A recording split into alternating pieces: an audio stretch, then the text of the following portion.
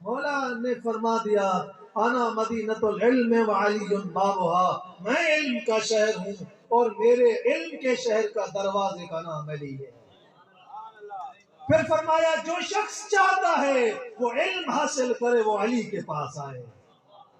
اب رسول اللہ اس دنیا سے چلے گئے، مولا علی کی جتنی بلاغت و فصاحت دنیا کے سامنے آئی، تو جو فرمائیں گے جتنی فصاحت و بلاغت آئی رسول اللہ کے دور میں مولا علی نے ایک خطبہ بھی نہیں دیا۔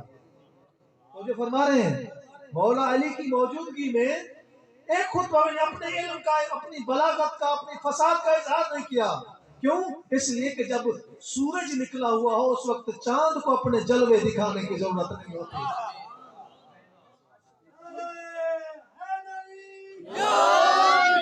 یہی تو اللہ تعالیٰ نے فرمایا تھا وَالشَّمْسِ وَالضُّحَاهَا، مجھے قسم ہے شمس رسالت کی، مجھے اپنے حبیب کی قسم ہے جو ایسے دنیا میں علم بکھیر رہا ہے جیسے سورج روشنی بکھیرتا ہے۔ وَالْقَمَرِ إِذَا تَلَاهَا، اور اس کے پیچھے پیچھے آنے والے علی کی قسم ہے جو رسول کی موجودگی میں ایسی ٹھنڈک والی روشنی دے گا جیسے چاند کائنات کو منور کرتا ہے۔ اور پھر اپنے حبیب کو سورج سے مثال دی، علی مولا کو چاند سے مثال دی۔ یہاں پر ایک اور بات بھی آج سائنسی تحقیق بتا رہی ہے، یہ چاند جو ہے یہ خود منور نہیں ہے، چاند کا نور اپنا نہیں ہے، چاند سورج سے نور لے کر اندھیری دنیا میں بانٹتا ہے۔ یہی تو میرے رسول نے فرمایا تھا انا مدینۃ العلم وعلی بابها، میں علم کا شہر ہوں، علم کا دروازہ علی ہے، جو علی دیتا ہے وہ علی کا اپنا نہیں ہے، علی وہی دیتا ہے جو رسول کے پاس ہے۔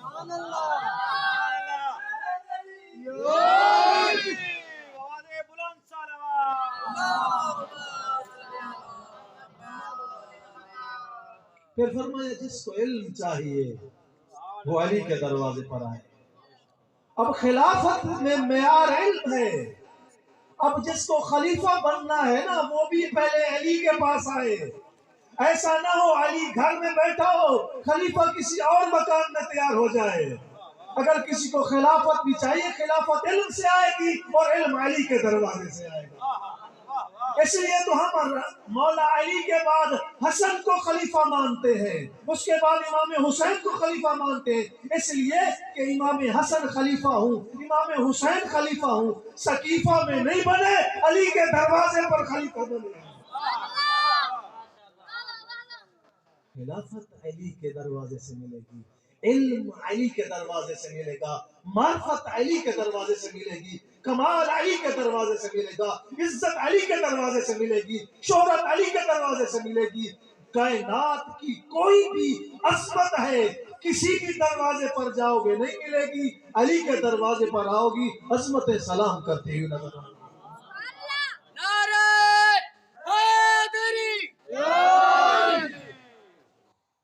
علی اللہ کے علم کے خزانوں کا مظہر ہے۔ ایک بار مولا علی امیر المومنین تشریف فرما تھے، لوگوں کے ساتھ باتیں کر رہے تھے آنے والے زمانے کی۔ ایک متعصب شخص جس کو علی مولا سے دشمنی تھی، عداوت تھی، وہ آ کے کہتا ہے یا علی آپ بھی ایسے غیب کی خبریں چھوڑتے رہتے ہو۔ جس کو اچھا نہ لگ رہا ہو تو پھر اس کا لب بولے جاری ہوتا ہے یا علی آپ بھی غیب کی خبریں۔ مولا علی نے ایسا جملہ بیان کیا، ایسا کلمہ بیان کیا کہ ہمیشہ کے لیے ہر منافق کا منہ بند ہو گیا۔ علی مولا نے کہا یہ میں غیب کی خبریں نہیں بتا رہا، میں یہ وہ خبریں بتا رہا ہوں جو میرے حبیب مصطفیٰ نے مجھ تک پہنچائی ہے۔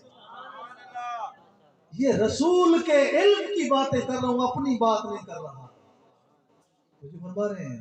اور پھر مولا علی علیہ السلام، پھر مولا علی علیہ السلام، جب بھی مولا علی علیہ السلام آئے، مولا علی علیہ السلام کائنات میں پائے جانے والی تمام عظمتوں اور فضیلتوں کی آخری کڑی کا نام ہے۔ پھر جب علی مولا اپنے بارے میں کہتے ہیں تو یہ نہیں کہتے کائنات میں کتنی بڑی فضیلت ہے فاطمہ کا ہمسر ہونا۔ رسول اللہ نے فرمایا اگر علی نہ ہوتے لولا علی لا لال فاطمہ کفر من الآدم الی الآن. تو جو فرما رہے ہیں حدیث کے مختلف الفاظ ہیں. ایک الفاظ یہ بھی جو میں نے آپ کی خدمت میں عرض کیے، کہا کہ اگر علی نہ ہوتے تو کائنات میں میری بیٹی کا ہمسر ہم مرتبہ آدم سے لے کر قیامت تک کوئی پیدا نہیں ہونا تھا. اتنا بڑا منصب ہے. اس کے بعد بھی جب علی فخر کرتے ہیں، یہ نہیں کہتے دنیا والوں میں فاطمہ کا ہمسر ہوں، میں فاطمہ کا سرتاج ہوں، میں فاطمہ کا شوہر ہوں. جب بھی علی مولا فخر کرتے ہیں تو کہتے ہیں دنیا والوں ہاں ہونا علم جمع. علی وہ ذات ہے جس کے سینے میں علم کا سمندر کاٹے مار رہا ہے.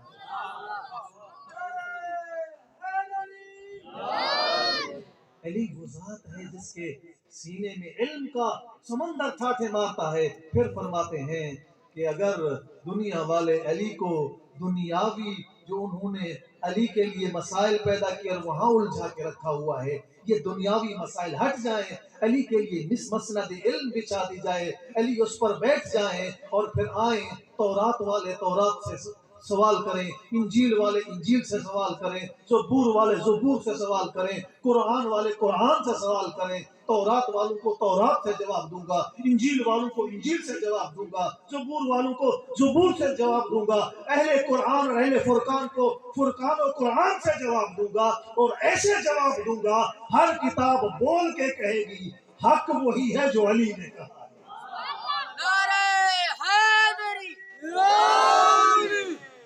پھر فرماتے ہیں علمنی رسول اللہ الفا بابا من العلم. سورہ آیت نجوہ نازل ہوتی ہے تو جو فرمائیں گے قرآن میں ایک آیت نجوہ ہے.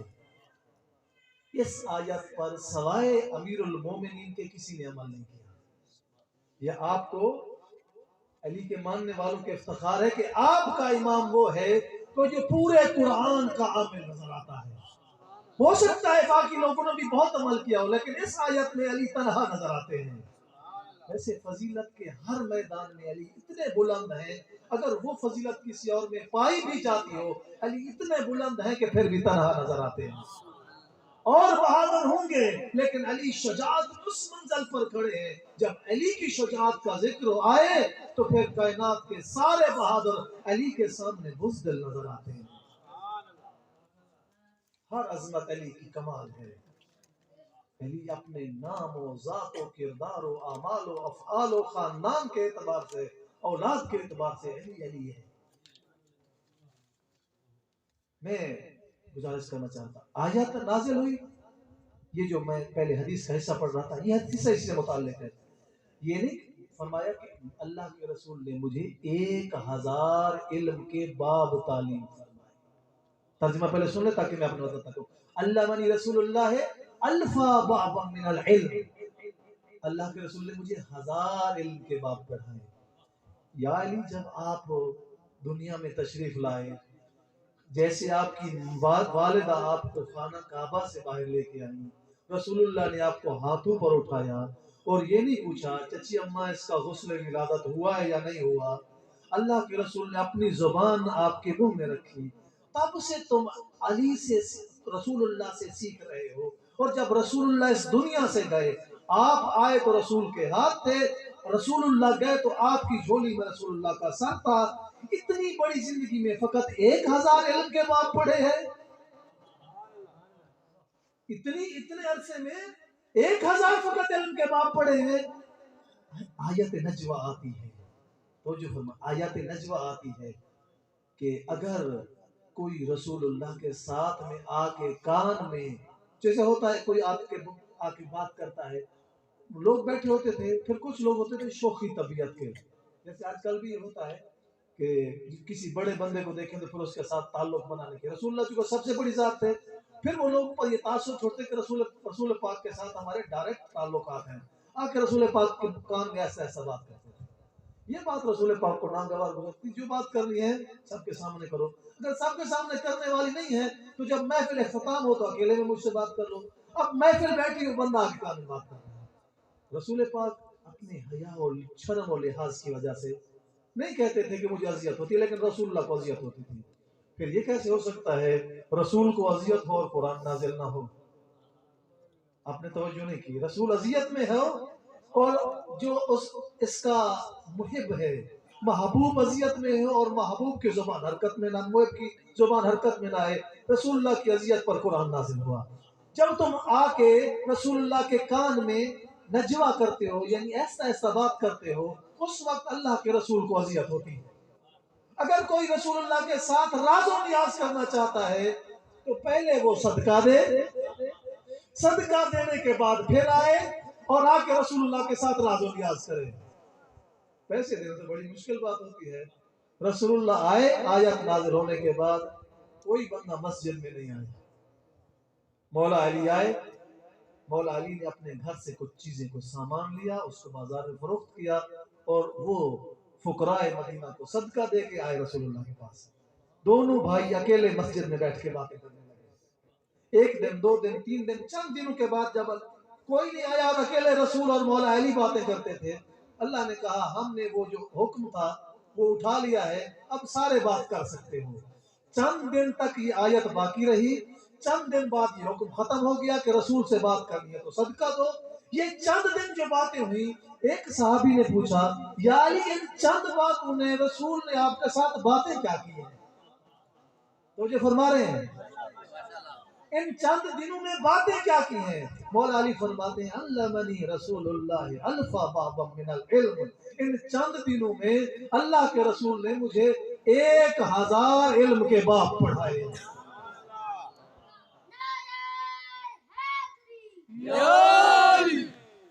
ان چند دنوں میں 1000 علم کے باب پڑھائے ہیں۔ آپ اندازہ لگائیں جو ایک چند دنوں کے یا ایک ہفتے کے اندر اتنا لائق شاگرد ہے کہ 1000 علم کا باب پڑھتا ہے، اس نے پوری زندگی رسول سے کتنا علم لیا ہوگا؟ پھر مولا فرماتے ہیں اور رسول اللہ نے مجھے 1000 باب علم کے تعلیم کیے، وَفَتَحْتُ مِن كُلِّ بَابٍ الفا باب، پھر میں علی نے 1000 علم کے باب تھے، پھر میں نے ایک ایک باب سے 1000 علم کے مزید دروازے کھولے۔ قرآن کہتا ہے هَلْ يَسْتَوِي الَّذِينَ يَعْلَمُونَ وَالَّذِينَ لَا يَعْلَمُونَ، کیا علم والے اور بغیر علم والے برابر ہو سکتے ہیں؟ کیا علم والے اور بغیر علم والے؟ اور پھر قرآن فرماتے ہیں من علمنی حرفا، من علمنی حرفا فقد سیرنی عبدا، جس نے مجھے ایک حرف بھی پڑھایا وہ میرا سید و سردار قرار پایا، اس نے مجھے اپنا غلام بنا لیا۔ علی نے دنیا میں آنے کے بعد رسول اللہ سے کسی سے کچھ پڑھا ہی نہیں ہے، جو کچھ بھی پڑھا ہے رسول سے پڑھا ہے۔ پھر اس لیے کہتے ہیں آنا عبد من عبید محمد، اس لیے کہ مصطفیٰ میرا استاد ہے، میں مصطفیٰ کا غلام ہوں۔ ساری کائنات علی کی غلام ہے، علی محمد کا غلام ہے۔ اور اس غلامی پر، یہ وہ غلامی نہیں ہے جو بازار سے غلام خریدا اور وہاں بیچا، وہاں سے خریدا اور وہاں بیچا، یہ وہ غلامی ہے جو یہ کہتے ہیں میرا غلام ہے اور رسول اللہ کہتے ہیں کہ یہ میری جان ہے۔ سبحان اللہ، سبحان اللہ۔ علی کہتے ہیں یہ مقام دیکھیں، شاگرد کا ادب کرنے کا مقام دیکھیں اور استاد کا فخر کرنے کا مقام دیکھیں۔ تو رسول اللہ فرماتے ہیں علی کی مجھ سے نسبت اس طرح ہے جس طرح سر کی جسم کے ساتھ ہوتی ہے، جیسے سر نہ ہو اور جسم مردہ ہو جاتا ہے، اگر علی نہ ہو تو میں مردہ محسوس کرتا ہوں۔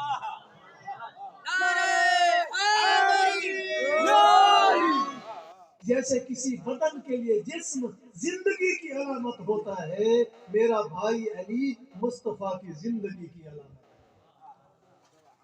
یہ سارا کیوں اعزاز مل رہا ہے؟ اس لیے کہ علی رسول اللہ کے بعد اپنے علم کا کوئی ثانی نہیں رکھتا۔ جب یہ بات ہے رسول اللہ کہہ رہے ہیں جس کو بھی علم چاہیے، اب جب یہ بات ہو گئی کہ رسول علم کا شہر ہے، علی دروازہ ہے، جو کچھ خیرات رسول اللہ سے علم کی ملنی ہے وہ علی کے ہاتھوں سے آنی ہے۔ پھر جس جس کا رسول جس جس کو عطا کرنے والے ہیں وہ علی کے ہاتھ سے عطا کرنے والے ہیں۔ پھر قرآن نے فرمایا ما آتاکم الرسول فخذوہ وما نہاکم عنہ فانتہوا، رسول جو دیتے ہیں وہ لے لو، جس سے روکتے ہیں رک جاؤ۔ رسول ہے شہر، دروازہ ہے علی، جس کو علی جو دیتا ہے وہ رسول سے لے کر دیتا ہے۔ اب جو علی سے نہیں لے رہا سمجھے وہ رسول سے نہیں لے رہا، اور جس کو علی روک رہے اور نہیں روک رہا سمجھے اس کو رسول روک رہے اور وہ نہیں روک رہا۔ رسول اللہ نے فرمایا مقام غدیر پر جس جس کا میں مولا ہوں اس کا علی مولا ہے۔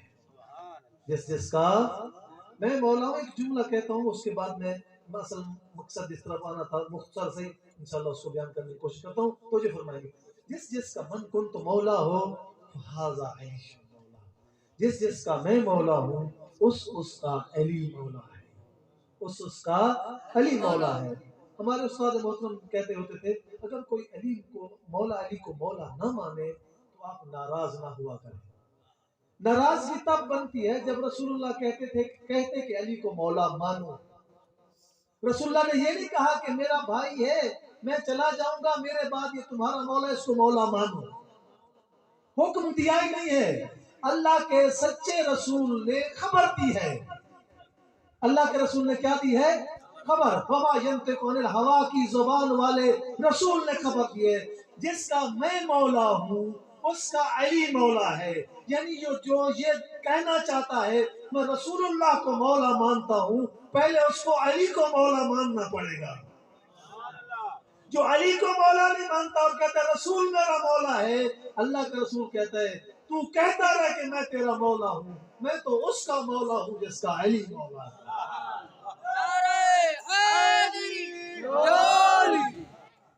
میں اس کا مولا ہوں جس کا علی مولا ہے۔ اب رسول اللہ چلے گئے یہ اعلان کر کے، اب مولا کوئی اور بن جائے، اولویت کسی اور کو حاصل ہو جائے، یہ دنیا کی ناکامی تو ہو سکتی ہے، کوئی علی کے علاوہ کوئی مولا نہیں بن سکتا۔ اور پھر فرمایا کہ یہ دروازہ علم ہے، یہاں سے علم لو۔ ایک مختصر سی بات اور انشاءاللہ تعالیٰ کا مطلب تمام کرتا ہوں۔ یہ دین جو ہے یہ علم سے حاصل ہوتا ہے یا جہالت سے؟ دین علم سے حاصل ہوتا ہے یا جہالت سے؟ اللہ کی معرفت علم سے حاصل ہوتی ہے جہالت سے؟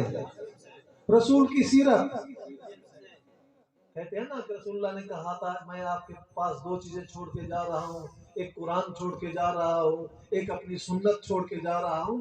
حدیث پر یہی آپ پکے کھڑے رہے، یہ حدیث بھی موجود ہے کتابوں میں، یہ بھی بار بار موجود ہے کہ میں اہل بیت اور قرآن چھوڑ کے جا رہا ہوں۔ آپ اس والے حصے کو نہ مانیں، اسی جگہ پر کھڑے رہیں کہ رسول قرآن اور اپنی سنت چھوڑ کے جا رہے ہیں۔ میں پوچھنا چاہتا ہوں رسول کی سنت علم سے ملے گی یا جہالت سے؟ قرآن علم سے ملے گا یا جہالت سے؟ اگر یہی بات سچی ہے کہ قرآن اور سنت چھوڑ گئے ہیں تو پھر بھی سنت سمجھنے کے لیے بھی علی کے دروازے پر آنا پڑے گا، قرآن سمجھنے کے لیے بھی علی کے دروازے پر آنا پڑے گا۔ کسی کو قرآن چاہیے تو وہ بھی علی کے دروازے پر آئے، کسی کو سیرت رسول اور سنت رسول چاہیے تو وہ بھی علی کے دروازے پر آئے۔ پھر فرمایا تھا القرآن مع علی وعلی مع القرآن، قرآن علی کے ساتھ ہے اور علی قرآن کے ساتھ ہے۔ پھر فرمایا الحق مع علی، علی حق کے ساتھ ہے اور حق علی کے ساتھ ہے۔ اب خلافت رسول کی حق ہے یا نہیں ہے؟ تو جو فرمائے رسول اللہ کے بعد خلیفہ ہونا حق والا خلیفہ چاہیے یا نہ حق؟ حق والا خلیفہ چاہیے تو حق تو علی کے ساتھ ہے۔ آپ کو جنت چاہیے یا نہیں؟ چاہیے، جنت علی کے پاس ہے۔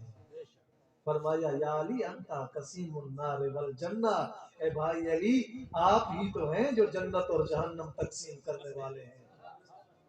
جو آپ کا ہے وہ جنتی ہے، جو آپ کا مخالف ہے وہ جہنمی ہے۔ فرمایا یا علی اگر میرے بعد آپ نہ ہوتے تو مومنوں کی پہچان ہی نہیں ہونی تھی۔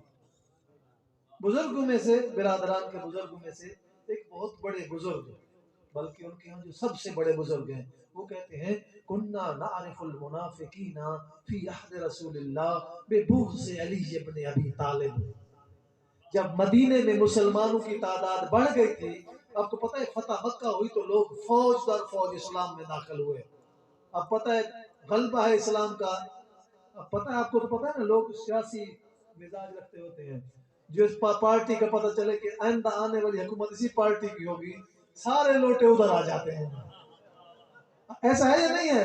سارے چھوڑ کے ابھی پتہ چلا کہ پی ٹی آئی کو طاقت ملنے والی ہے، اس سے پہلے نہیں تھا، سارے ہر کب سارے کے سارے کٹے گئے، ہم پی ٹی آئی والے ہیں۔ ابھی پی ٹی آئی کی حکومت ہی پتہ چلا حکومت کسی اور طرف جا رہی ہے، سارے چھوڑ کر دوسری لائن میں کھڑے ہو گئے۔ جب پتہ چلا حکومت رسول کی ہے تو جو سارے لوٹے تھے مکے کے وہ رسول کے پاس آ گئے، وہ رسول پاک کے پاس آ گئے کہ حکومت میں سارے ادھر آ گئے۔ تو رسول تو اللہ تعالیٰ فرماتے ہیں میرا رسول تم سے بات کرنے میں حیا محسوس کرتا ہے، لیکن اللہ حق کہنے سے حیا محسوس نہیں کرتا۔ ان اللہ لا یستحی ان یضرب مثلا موعظۃ، اللہ تو چھوٹی سے چھوٹی مچھر کی مثال دینے میں بھی حیا محسوس نہیں کرتا۔ جب مثال دین کو سمجھانے کے لیے مچھر کی ہو پھر تو اللہ حیا نہیں کرتا، لیکن جب علی سمجھانا ہو تو جو فرمان ہے جب علی سمجھانا ہو، اللہ کہتا ہے جب علی سمجھانا ہو تو ایسے سمجھاؤں گا کہ اللہ کے رسول نے اپنی زبان سے فرمایا قرآن علی کے ساتھ ہے، علی قرآن کے ساتھ ہے۔ اگر کوئی علی کو چھوڑ کے کسی اور کے پاس چلا جائے، یہ نہ سمجھنا علی کو چھوڑ کے جا رہا ہے، سمجھنا قرآن کو چھوڑ کے جا رہا ہے۔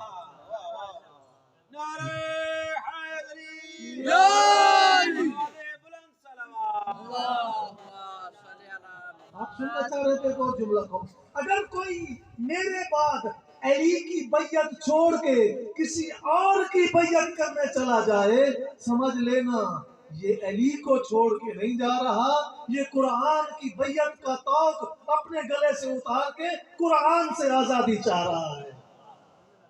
وقال الرسول، اور رسول کہیں گے یا رب انکم اتخذوا ھذا القرآن مہجورا، خداوند متعال کی بارگاہ میں بروز قیامت اللہ کے سامنے رسول اللہ کچھ لوگوں کی شکایت کریں گے، خداوندہ انہوں نے میرے قرآن کو چھوڑ دیا تھا۔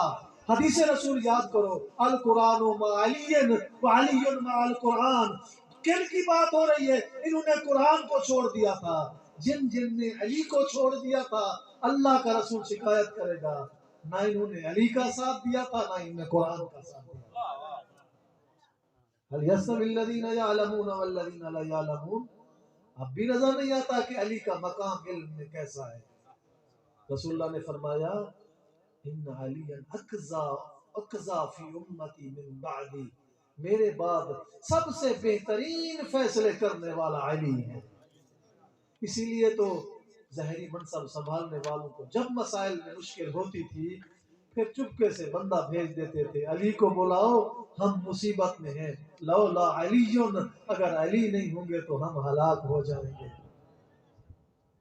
میں کہتا رہتا ہوں جب رسول اللہ نے کہا تھا من کنت مولا ہو فہذا علی مولا، تو جو فرمائیں گے، میں کہتا ہوں جب رسول اللہ نے کہا تھا علی کو مولا مانو، اگر علی کو مولا مانا ہوتا تو آج لولا نہ کہنا پڑتا۔ یہ جو کہہ رہے نا لولا علی، علی نہ ہوئے تو ہم ہلاک ہو جائیں گے، جو علی کو مولا مانتا ہے اس کو ہے کاش کہنے کی، لولا کہنے کی ضرورت نہیں پڑتی، وہ ہر مقام پر فخر سے کہتا ہے میں وہ ہوں جس کا علی مولا ہے۔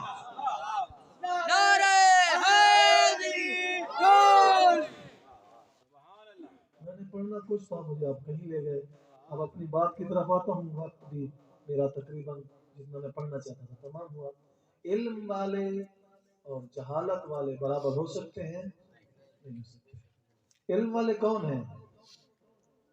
علی والے یا علی والوں کا کوئی علاوہ اور؟ یعنی یہ ہے کہ علی والے اور جو علی والے نہیں ہیں وہ برابر نہیں ہو سکتے۔ یہ سارے اپنے باپ فضائل کا سنیں، فضائل یہ عقلی بات ہے، عقلی قاعدہ ہے. فضیلت اور منصب جتنا بلند ہو اتنی بڑی ذمہ داری ادا کرنی پڑتی ہے.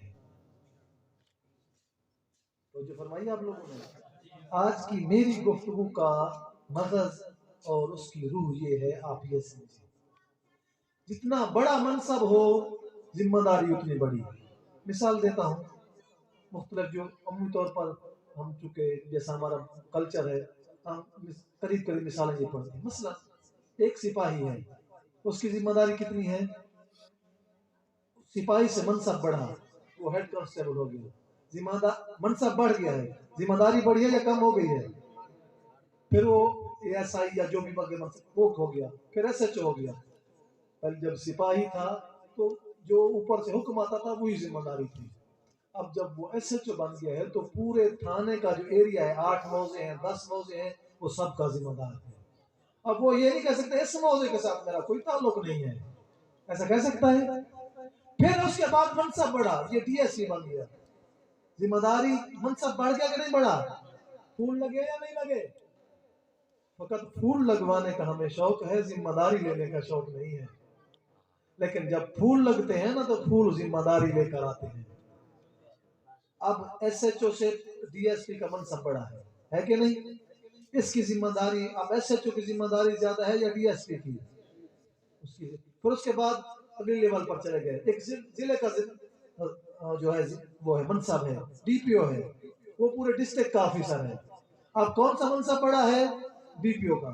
آپ کہیں گے یہ کیا پولیس کے چکروں میں پڑ گیا؟ پولیس کے چکروں میں نہیں پڑ رہا، آہستہ آہستہ آپ کو یہ باور کرانے کی کوشش کر رہا ہوں جتنا بڑا منصب ہوتا ہے اتنی بڑی ذمہ داری ہوتی ہے.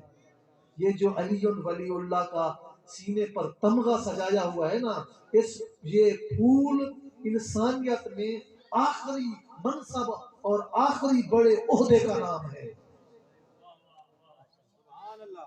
تو جو فرمائی آپ نے، یہ آخری انسانیت میں آخری منصب کا نام ہے، آخری منصب کا نام ہے. جتنا بڑا منصب ہے اتنی بڑی ذمہ داری کا بھی سوچ لیں. مشکل ہے نا، اس پر نہ کوئی پیسے دے گا، نہ واہ واہ کرے گا، نہ نعرہ مارے گا. جزاکم اللہ خیر. مجھے نہ پیسے چاہیے، نہ نعرہ، نہ واہ واہ. بات سمجھ میں آ جائے میرے آنے کا مقصد ہے.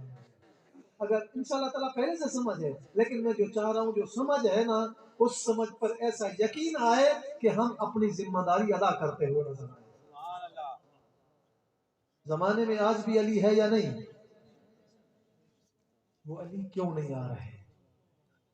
پتہ ہے کیوں نہیں آ رہا ہے؟ اس لیے کہ ہمارے عزادار کم ہیں. عزادار کم ہے یا تھوڑے ہیں دنیا میں؟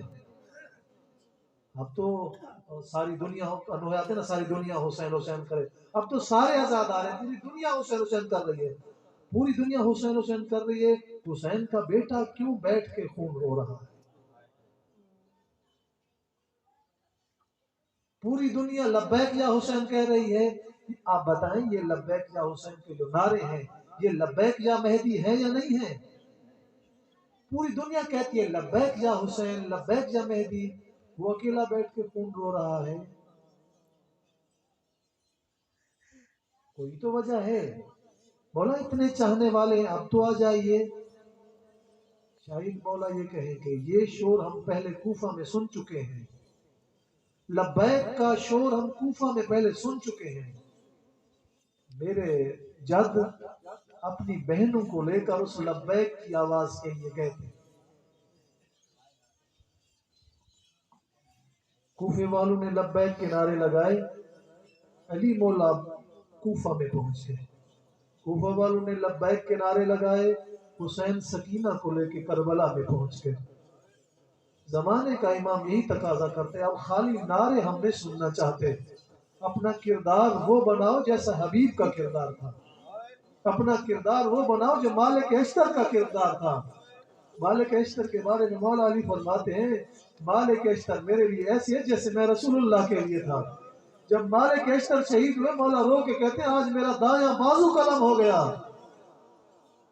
اگر ہم آج مالک اشتر کا کردار اپنا لیں، اس وقت بھی اس لیے نہیں آ رہے امام زمانہ کہ ان کے مالک اشتر تیار نہیں ہے. ازادار موجود ہیں، لبیک کہنے والے موجود ہیں، ذمہ داریاں لینے والے موجود نہیں ہیں۔ ابھی یہ آخری امام بچ گئے، اللہ کی آخری حجت ہے۔ بقیت اللہ خیر لکم ان کنتم مؤمنین، یہ اللہ کی بقیہ ہے، یہ آخری امام ہے، اس نے آ کے حکومت قائم کرنی ہے، اس کو ذمہ داروں کی ضرورت ہے، یہ ذمہ داروں کے بغیر یہ نہیں آئے گا۔ ایسا نہ ہو پھر امام آ جائیں، اب تو آخری امام ہے، اب تو کوئی کسی قسم کے چانس کی ضرورت نہیں ہے۔ جب تک ہم آمادہ نہیں ہوں گے تب تک امام نہیں آئیں گے۔ امام کو 313 کی ضرورت ہے، ہم ہر بستی میں 313 موجود ہیں، ہر گاؤں میں ہر موضع میں 313 سے زیادہ ہیں، پھر وہ کیوں نہیں آ رہے؟ اس لیے کہ مالک اشتر تیار نہیں ہے، اس لیے کہ میں تمار موجود نہیں ہے، اس لیے کہ عمار نہیں ہے۔ مولا علی کہتے تھے آئینہ عمار، میرا بھائی عمار کہاں گیا؟